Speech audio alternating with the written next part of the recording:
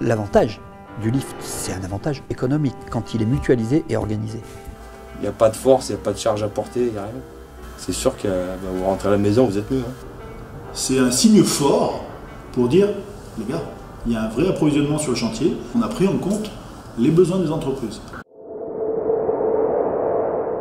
En l'espace de 6 mois, on avait approvisionné quelque chose comme 7340 tonnes de matériaux à l'intérieur des bâtiments. Et c'était grosso modo 50 tonnes par jour, quoi. Le lift, à partir du moment où il est monté et mis en service sur un chantier, il ne doit pas servir qu'à approvisionner des matériaux, mais aussi le matériel nécessaire pour mettre en œuvre les matériaux.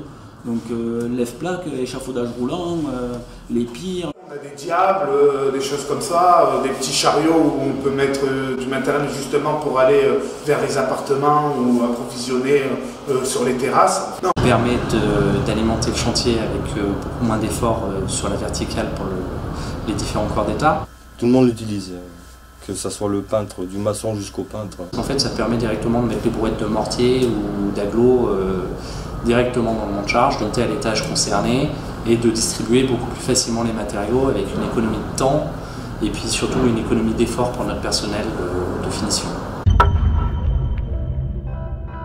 Le gros avantage des plateformes élévatrices, c'est d'avoir un point commun d'entrée dans les bâtiments à chaque niveau, un pied de bâtiment qui est relativement sobre et dénué de réserve à matériaux, ce qui permet aussi d'intégrer toutes les phases de VRD. L'exiguïté du site et le manque de place de stockage par rapport à des plateformes de livraison, le lift permettait un gain de place. C'est que ça a évité beaucoup les déposes des garde-corps provisoires où parfois, malheureusement, même si on est très vigilant, il peut arriver que quelqu'un, pour approvisionner avec un camion ou un bras ou quelque chose, soit amené à déposer les garde-corps et ne les remettre pas forcément tout de suite derrière. On s'est rendu compte que sur le bâtiment qui était équipé d'un autre matériau, on a rencontré beaucoup moins de soucis pendant les phases de chantier au niveau de la maintenance de nos garde-corps. Les accès au bâtiment sont souvent encombrés. Réduire donc les chutes de plein pied. Un chantier sûr, ça commence par être un chantier propre. Le reste du chantier reste propre, parce qu'on n'a pas un fourre-tout tout autour du site. On descend ces gravats de la même manière qu'on les a montés avec un monte-matériaux. On va les descendre dans des containers adaptés. Pour l'évacuation des déchets tous les jours, c'est excessivement pratique d'avoir un monte-matériaux. Pour l'ensemble des corps d'état secondaires, en fait, tout est évacué par là.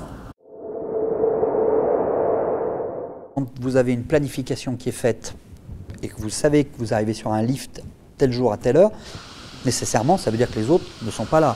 Donc vous êtes certain que votre approvisionnement va se faire dans des bonnes conditions, puis que vous allez pouvoir distribuer l'ensemble de vos livraisons.